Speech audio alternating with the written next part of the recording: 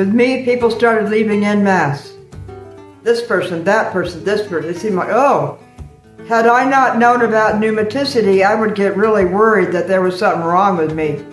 Everybody seemed to be leaving me. Now that would cause a toot with some people. They'd go off on a toot, drinking or something. It's a good sign. It means success is coming. It's like a tsunami. The whole beach goes dry. The water goes way out. The whole beach is dry. Everything's gone. And then a flood comes in. Let them go, even if it's every single one of them. Friends, family, whatever. Hooray! Remember, hooray!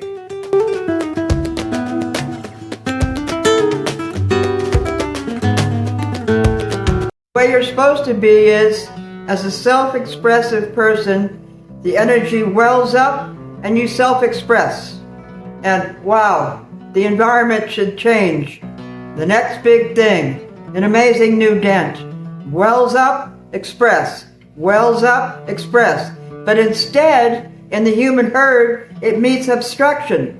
And people start criticizing you because you don't think like them. It's a social hypnosis. People want you to think like them about food and everything else, God, everything. That's obstruction. And then it goes inside and you think, well, I want to be part of the group. I don't want to be rejected, so I'm going to stop expressing myself. That's when your multi-millionaire status goes away. You got to express yourself and create a big new revolution. The next big thing, that's you. If you get rid of these obstructions, and people are the biggest obstruction.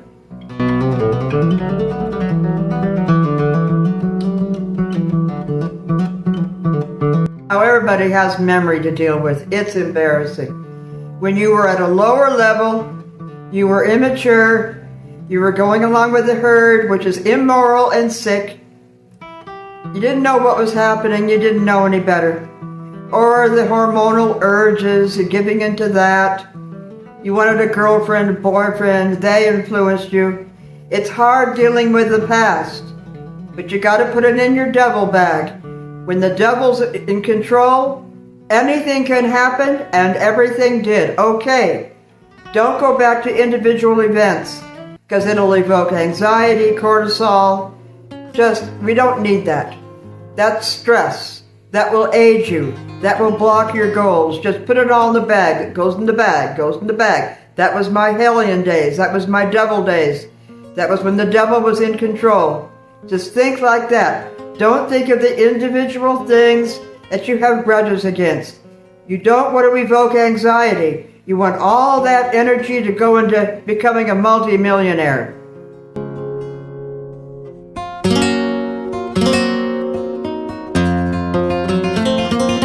When I first splashed into Borrego, into a small desert town, it was all liberal.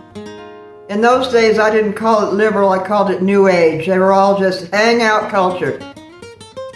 And I used cannabis in order to expand my mind. I used it for writing and studying. I used it for a totally different purpose than everybody else. But it was sort of a druggy town, a liberal town. And they put me in the same bag as everybody else. And it was culture shock, being around all these people who were losers, hangout culture, not doing anything with their life, just anything goes, casual sex, just casual sex everywhere, and talking about it, not thinking anything of it, babies out of wedlock, just treachery. It's kind of like generations that the Bible describes where, man, they didn't care about anything. Fornication in the streets. That is what happened. It was so shocking to me. It just, and these were my friends? No, they were not my friends. And they put me in the same bag. So I escaped to a ghost town just to be alone, and they followed me out there. And finally I relocated to a new state. They are so bored and lonely, losers on the left, that they will hang on to you and even get violent if you try to extricate yourself.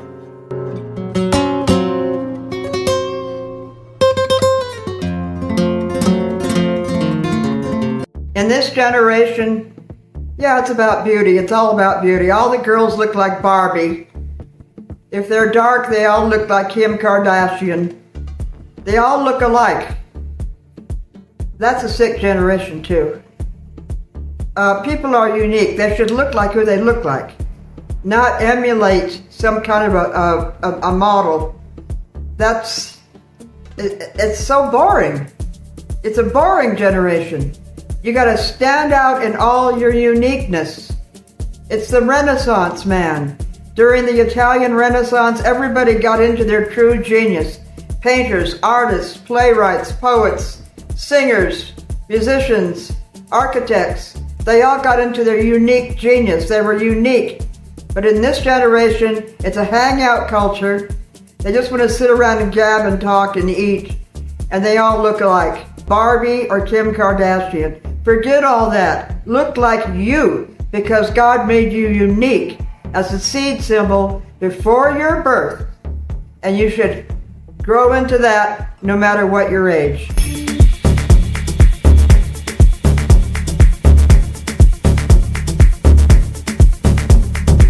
People look really good before about the age 25 or 30. They look like gods in their teens, in their 20s. But then around 30, they start to broaden out. They start to fill with protuberances. They get heavy. The culture's heavy. It's obesity friendly. It's heavy. They broaden out in the face.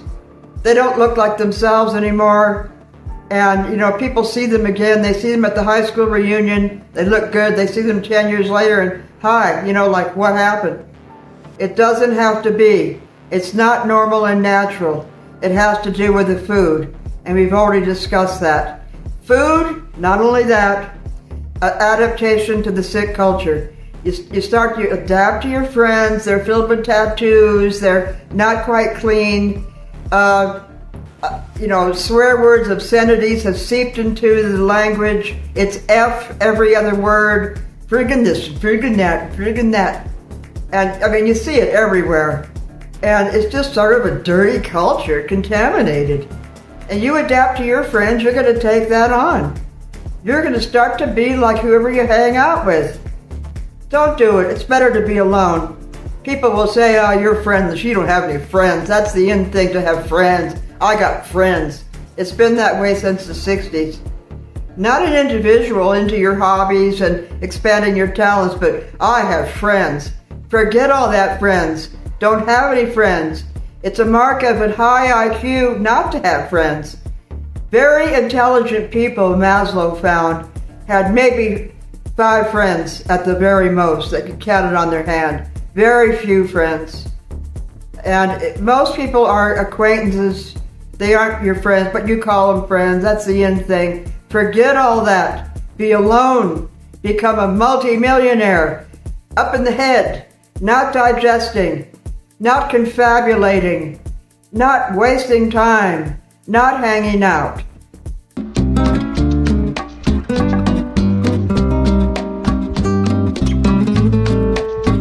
So get yourself on the right diet. It's fat, high fat, low carb, fruitarianism, basically. 20% other things. Use vegetables with butter and Parmesan, garlic, and you can make delicious sauces with almond butter and garlic and just interesting things like that. It's a delicious thing. Okay, you've had your meal, you cleaned your kitchen. That's the rest of your food life for 24 hours. Now, go up in the head. There's a class of people who are losers.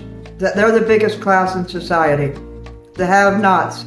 You got another class that are the haves, the multimillionaires. They make something of their lives. They make good use of their time. They don't hang out with time wasters. You could be part of that class. Stop identifying with the other one. All you got to do, we all have inborn talents. Let that mature. Expand your talent. Clean up your life, not just your dietary life, but your home. Make it immaculate. Make it simple. Give away stuff. Give away stuff that doesn't fit you anymore. Clean out every drawer. Just Zen simplicity. Give away clothes that are not appropriate anymore. Just make yourself simple and sharp. And now get into your talents. And think in your head, I'm going to be part of the have class, not the loser class. And it will happen.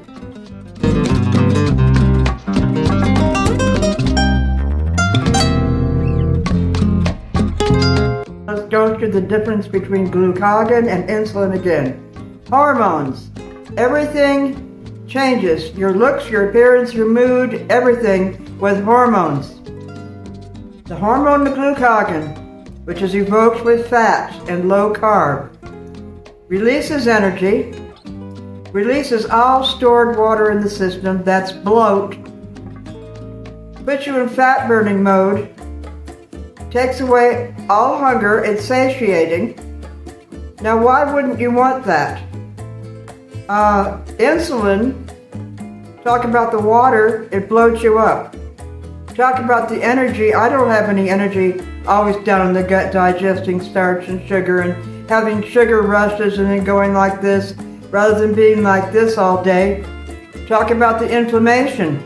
Glucagon takes away the pain, not insulin. Boy, I was waking up with joint pain, back pain, just pain all day long. As far as the satiety with insulin, I'm hungry again. Fruitarians, high-carb fruitarians are eating all day. They think you have to. Not just 3 meals, they're eating in between meals too. Huge meals. 85% of our available energy is either in the brain, figuring out how to make $1 million, multi-millions, how to do your thing, fulfilling your goals, or it's down in the gut digesting. Which would you want? Fat burning mode. No way, not with insulin. I gained weight on all that sugar. They say that fruitarianism makes you lose weight. I sure didn't.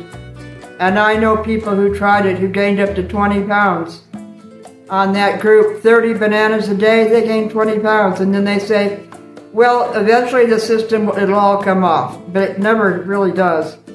You feel so unhappy. Now I know these young athletes, they're into carb loading, eating all day.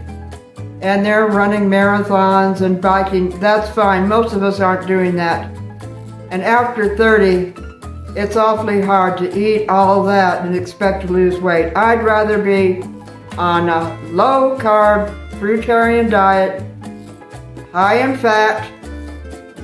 I eat my breakfast, and I'm like this all day long, high energy. I don't even think about food again. I may have a few nuts before noon. I cut it off at noon, 8:16. 8-hour food window if you want.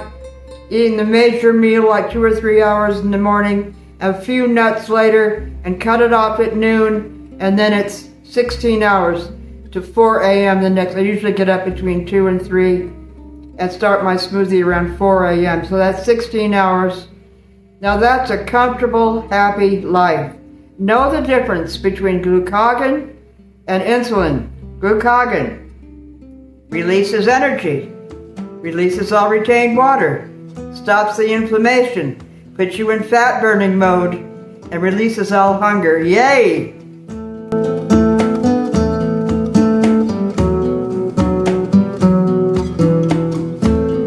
When you change your life this drastically around food, you will see how food is like major to people.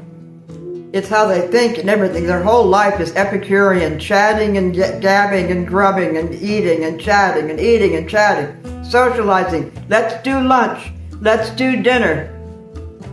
When you leave that life behind and prefer to stay in the head, figuring out a way to get rich, taking care of your talents, expanding your mind, you will see friends leaving. Yay! Hooray!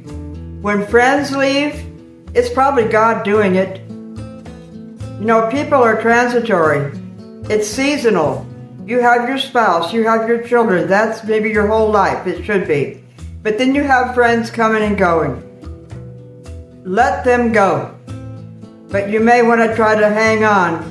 But usually it's God's will. It's creating a space, pneumaticity, for something better. For something better to come in, a higher group of friends, you have to get rid of the other. Let them go.